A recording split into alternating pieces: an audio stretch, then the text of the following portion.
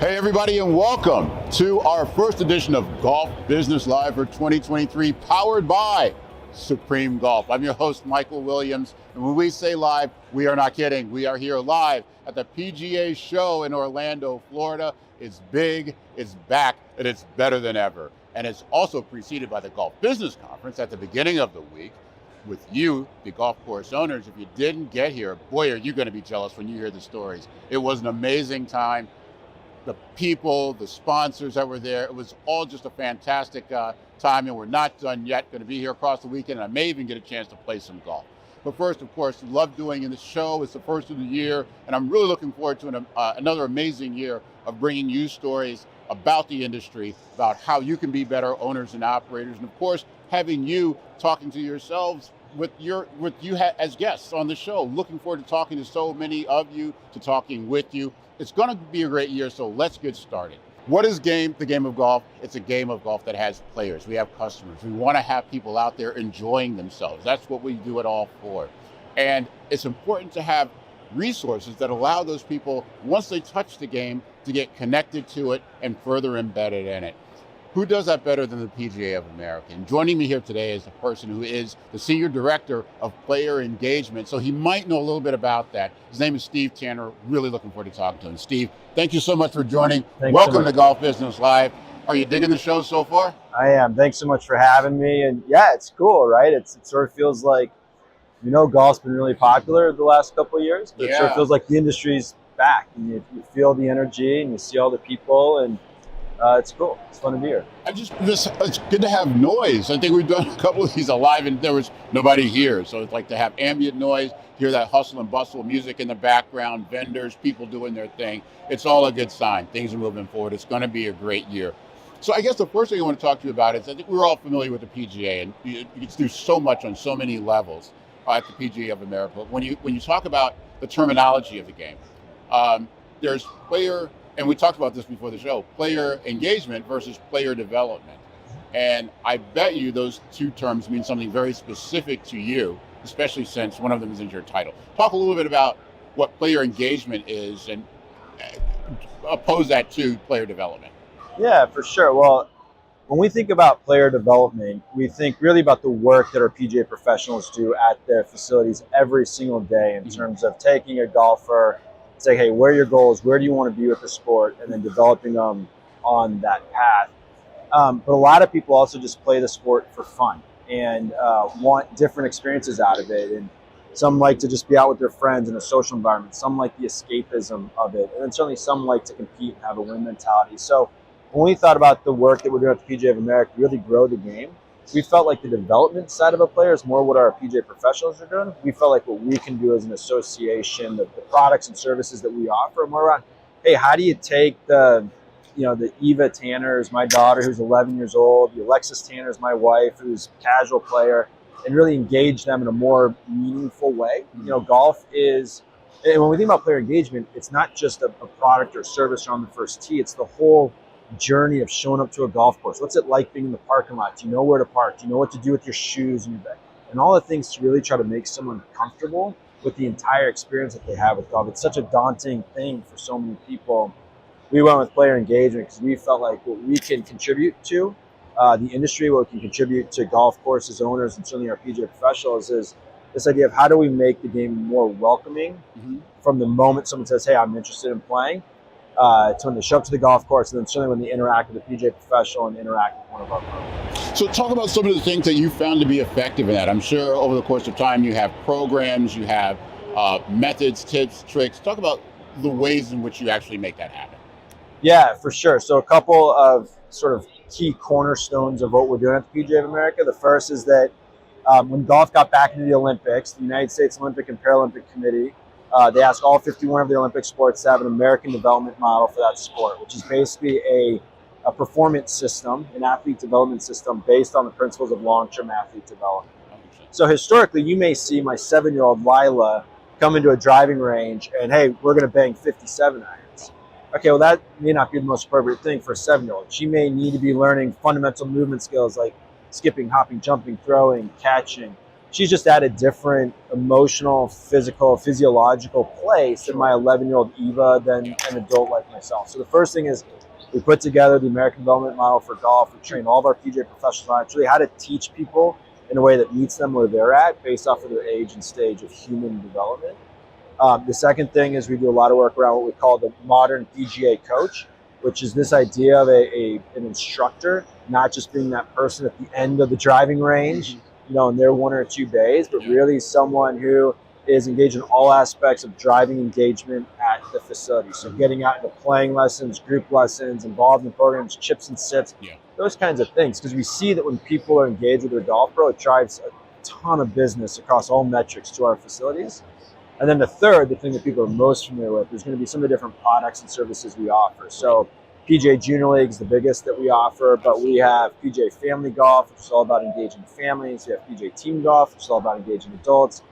So we have a variety of programs that we're running to engage different constituents. Well, it's interesting to me that when you talked about the game and you use these examples for engagement, you started with yourself as a family, and we talked about the junior golf and that sort of thing. It seems as though the family unit is kind of the basic level of engagement. It's important to engage the entire family, or has become. I don't know if it's always been that way, but it seems now there's a recognition that engaging the family at every level, at every member is important. Is that correct? For sure. And I mean, my own, we all personalize stuff to our own lives. And, I got into the game of golf when I was 8 years old because my dad brought me out on the golf course and gave me that experience. And he and I have been very close my whole life as a result of a lot of things, but that being an important one. And so many people have that same experience within golf of, hey, a family member brought me in. So it's kind of core to people's first touch and experience with the sport. Yeah. Second thing is, if we want kids to play golf, you need to support the engagement of parents, for kind of the obvious reasons of paying the bills and bringing them and investing in it.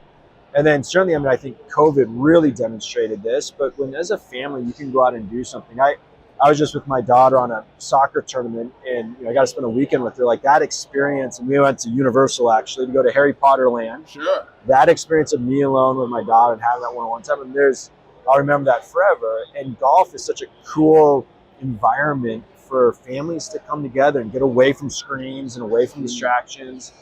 And so we look at something like PGA Junior League, where it's, the kids are out playing, but one of the coolest things about Junior League and one of the values for the NGCOA and the owners and operators of the facilities is you don't just have the kids on the golf course. You've got entire armies of family members that are out there supporting them, watching. Think the side of a soccer field where everyone's lined up in their chairs, but now they're watching play. Well, I want you to go a little deeper into junior league, because there's a lot of preconceptions about junior golf and what that is, because there's some really super competitive programs that are out there that are developing the next PGA Tour professionals. I don't perceive that to be what the goal is here. So do a little myth busting here, maybe just accurate description. What exactly is that program? PGA Junior League is awesome because kids know team sports. It's how they learn almost every other activity. Hey, what do you want? I want to be with my friends. I want to have fun. I want to connect to a community, right? That's the jersey with the name on the back that the kids get. That's right. These are the things that kids want and that they're comfortable and familiar with in new sports, but golf hasn't historically had that. So we're all about trying to provide that fun social community for them. We had over 70,000 registrations last year within PGA Junior League. 81% of our players identify as beginner or recreational players. Let's give us that number again. How many? 81%. That's a big number. Yeah. So over 50,000 of our players are really beginners, and that's the developmental nature of it. If you go out to golf facilities that are operating Junior League, again, you're going to see the kids playing. You're going to see all different skill levels, all different ages. You're going to see the families there supporting them, then having dinner afterwards. We're seeing, clubs that have waiting lists for membership entirely just to the families. Like, hey, this is cool. And wait a minute, as a dad, I can play, or as a mom, I can play with my son or daughter. Like, that's cool. Like, the golf course can become almost like that second place. Like, hey, we hang out at home, or we hang out at the facility. I love that. I know we're sort of staying here for a little bit, because when we talk about the future of the game, this is literally where the future of the game is going to come from, isn't it? From these young people. We talk so much about the culture of golf and how that's changing. And it's a challenge to get people to feel comfortable coming onto the golf course. There's still that level of intimidation, but when you've learned to be comfortable on the golf course from a very early age and to have fun there, that's a place that doesn't equal am I doing the right thing? It's where I go to do my thing, make golf your thing. That's kind of what we're developing here, isn't it? It is. Not to put quitters in your mouth, but that's. Well, no, I mean, pretty much everything my group does is team-based, and we try to make it super easy and fun for people to come into. So Junior League, right? You're playing on a team. You're playing in a scramble format. So, hey, you hit a bad shot, your partner's got your back. We do match play. So, hey, you and your partner have a tough hole. You know what? It's new game on the second hole. We divide the golf course. It's 9-hole matches, but it's really three-hole matches. Holes 1 to 3 are a match, 4 to 6 are a match, and 7 to 9 are a match. Hey, we have a tough couple holes. Hey, 4th tee box, we're playing for a new point. So it's always around, then you're motivated as the coach, but you're better players with the beginner players. And so, that creates the community for it. And if you look at PGA Family Golf, which is a new initiative that we launched to spin off of Junior League. It's basically Junior League good for families, because we had so many moms and dads saying, what you're doing with Junior League's cool. We want to, how do we get involved? Like, well, hey, we can do the same team environment and have people playing, and we can have a national championship for those that want to do that. But more importantly, we can have all the local stuff. We do that. Our PGA Team Golf, which is our adult golf, it's also team-based. You can play in a best ball division, or you can play in a scramble division. So you're always in a team with friends, with family members, and really supportive, fun. There's no hey, knee knocking 5-footers where we're playing, because that's not really what brings people back. Outstanding. So many facilities out there have PGA professionals as directing their operations and setting up their programming, that sort of thing. I'm curious about, is there any cost, or is there any significant investment that's required to be a part of these programs or to utilize these programs, or are they resources that are in the toolkit of the PGA professional? They just have to reach out and start. Totally in the toolkit of a PGA professional. So it's no cost to the facility to participate. In fact, it's a revenue and business driver for the facilities. And I think that's why we get so excited about these conversations, is to help educate golf course owners and operators. You mentioned Mythbusters earlier. One of the myths that all junior golf has to be, sort of an outreach kind of charity program. Obviously, that's a really important part of what we need in golf. But it's also a business, and something that can drive business in the future, certainly, but also today, especially when you activate mom and dad around it. Are there any new programs for 2023? Any pilot things that are going out there? Because if I know the PGA, there's always something new. You got anything new in the toolkit? Yeah, so I mentioned PGA Family Golf. That's something that we're just trying to get off the ground. We're going to do a national championship this year for the first time, similar as Junior League, where you can level up to it. And really, the national championship just brings awareness to the local opportunity for families to play. So as Junior League, we have a national championship. People know the vast majority are just playing locally at their clubs. So we're excited about PGA Family Golf. We're talking to a number of golf facilities about implementing that. We're excited about, I mentioned PGA Team Golf, which is for adults. We do tournaments. We did about 125 of them last year. So we're introducing that in a more kind of facility-based way, trying to grow that.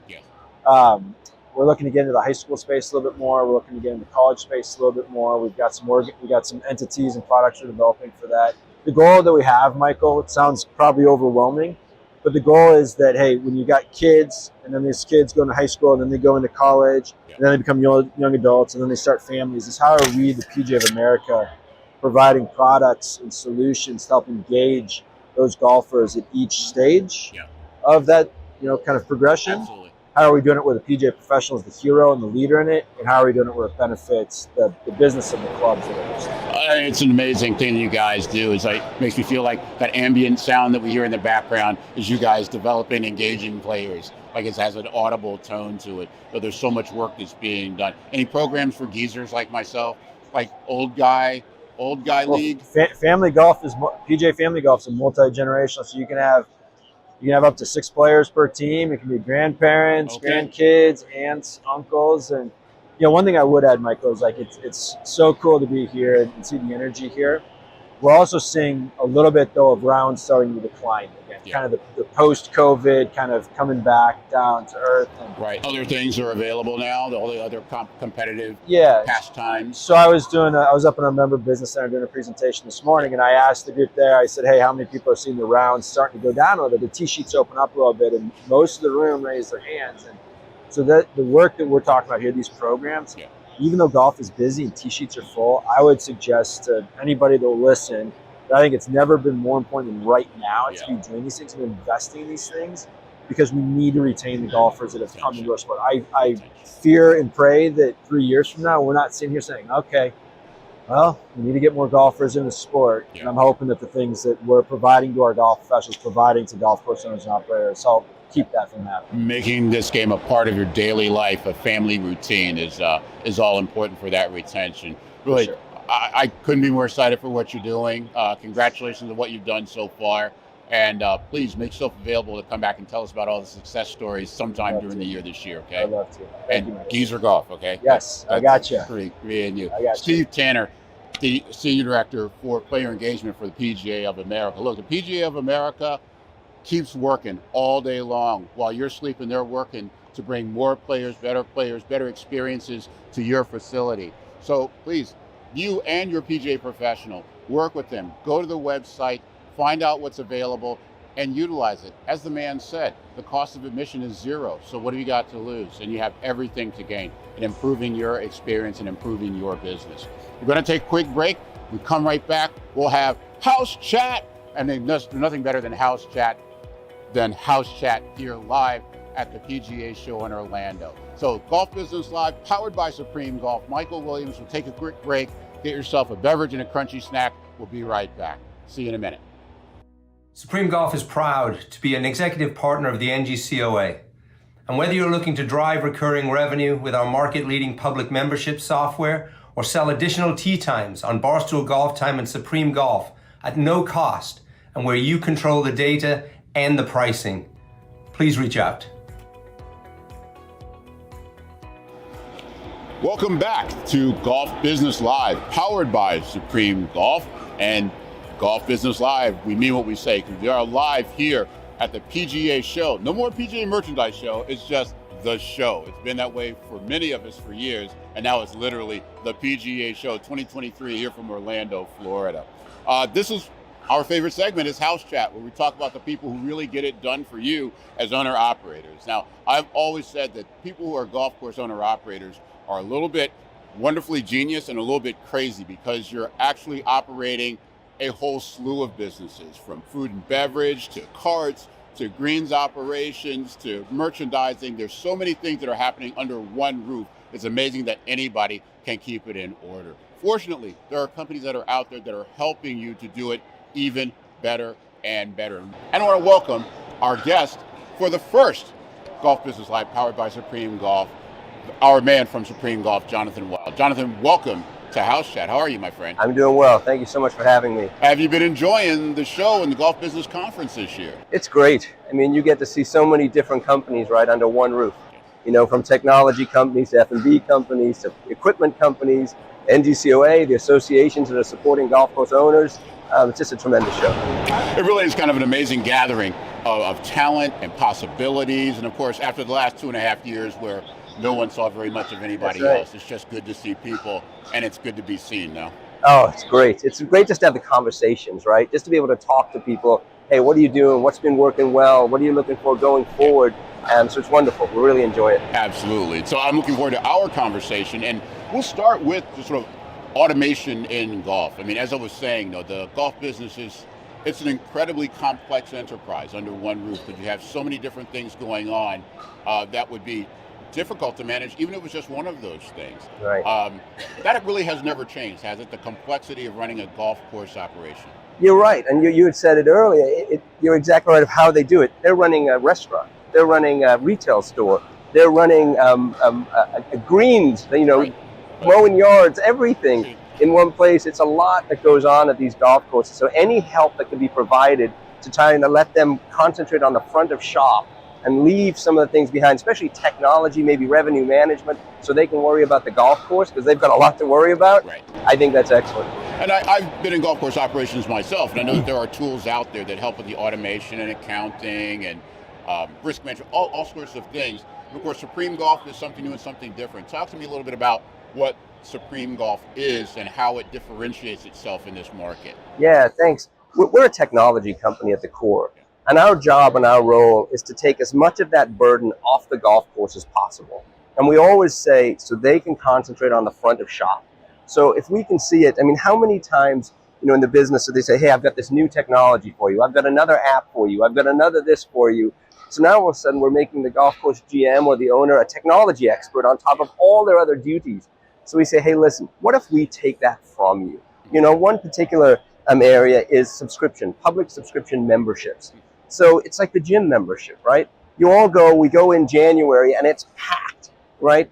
But we go in February, few less, you go in June, not many people there, but you know what? That gym's still getting that recurring revenue. And that's what we bring to the golf course. It's a huge product for ours. Now it counts for 50% of our business. Where 3 years ago, and a lot of people know us of this, they thought we were just a consumer marketplace with Supreme Golf. We're so far from that today. But back to another thought you had, we learned that at the show by talking to operators all the time. I've known Jay Karen for years, and he's helped educate me on what the golf course owner needs and what they should have available to them. So it's very important to us. So yes, we take a very manual process, we automate it, and even down to dynamic pricing. If they want a dynamic price, but they don't want to take on the burden, Supreme, will you do this for me and just make sure it's maximized? We'll take care of it. But do you have, is it scalable? Do you have an array of products with a signature product, or is it really one product that you customize? How do you offer the product to your different clients? Yeah, it's a great question. We have a multitude of products. Okay. So what we have, let's say for golf course, it's all about the course driving more revenue to the golf course. Mm-hmm. So if we can drive their revenue, help them reduce costs, what do we have? We have a healthier operation. Okay. So that's what we always try to do and give them more time at the course. Right. So what we have is we have distribution.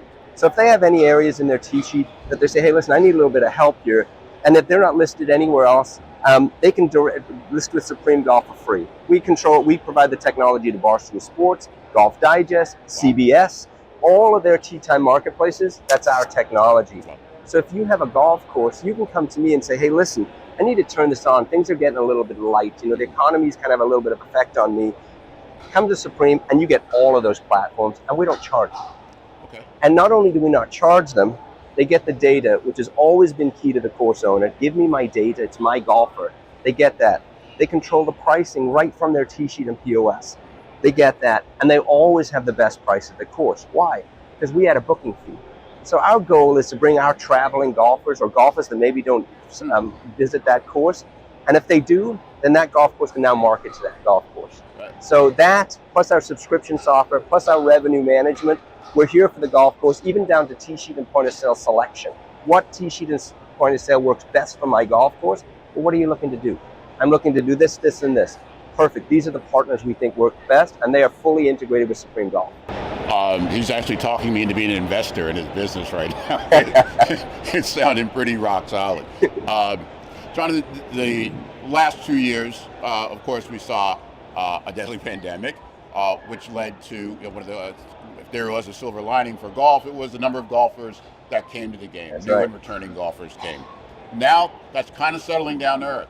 Things are opening up. All the other entertainment options are open again. Right. And we're even sort of combining that with the outlook for the possibility of an economic turn down. Right. How important is it for operators now to maximize that growth that we saw and retain it while also preparing for potential tough times ahead? Yeah, very important.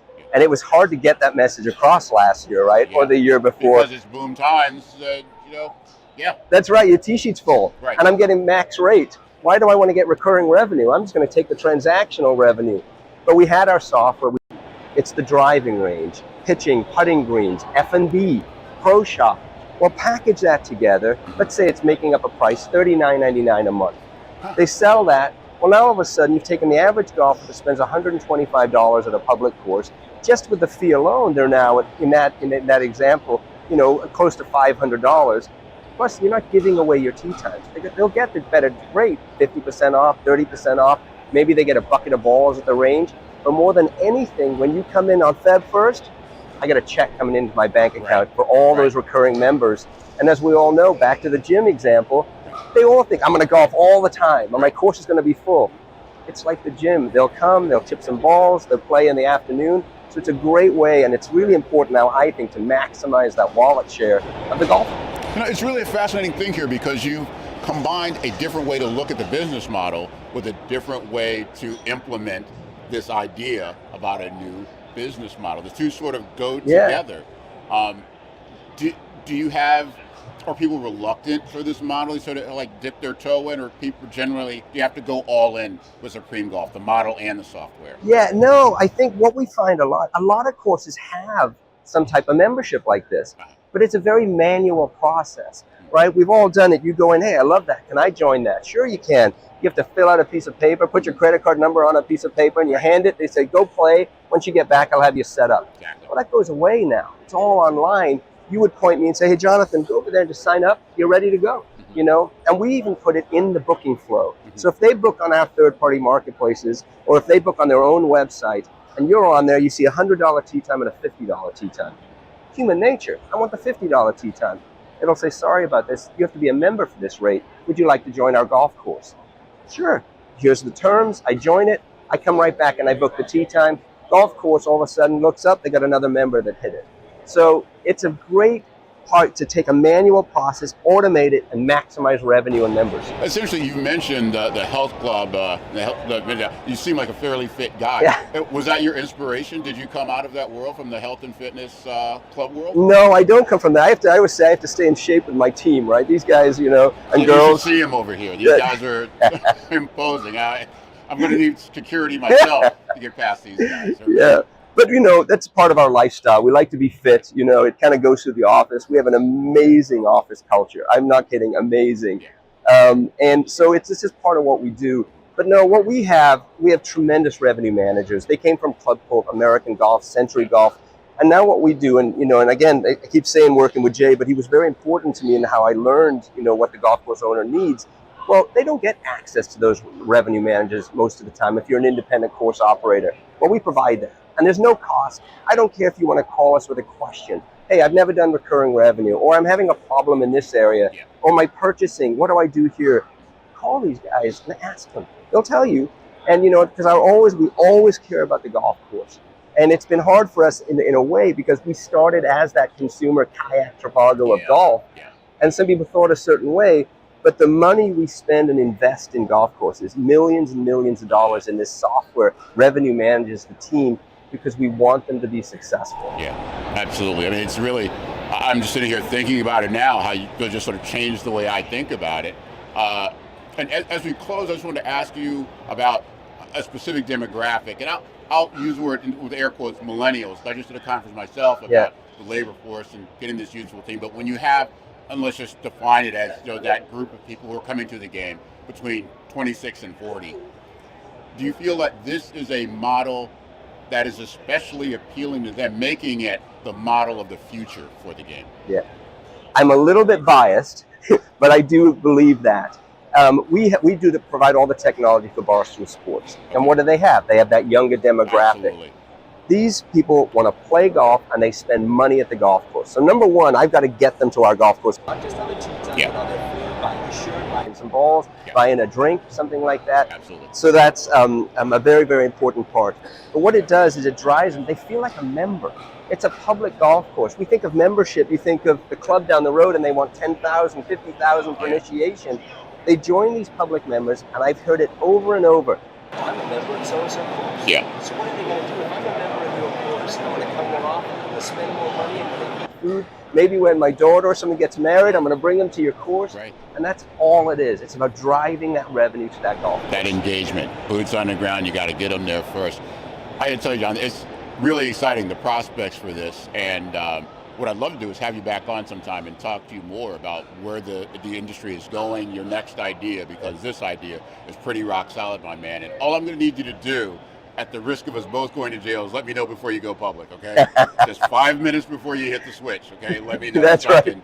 I can dive in. Yeah. That'll be my Supreme. You got a deal. Beautiful. Where can we get in touch with you, by the way? The best way to go to supremegolf.com. There's a course owners section. You click that, and they'll take you everywhere you need to go. Outstanding. My man, thank you so much, and what a pleasure. Thank you so much. Have a great show and a great rest of the year. Can't wait to talk to you again.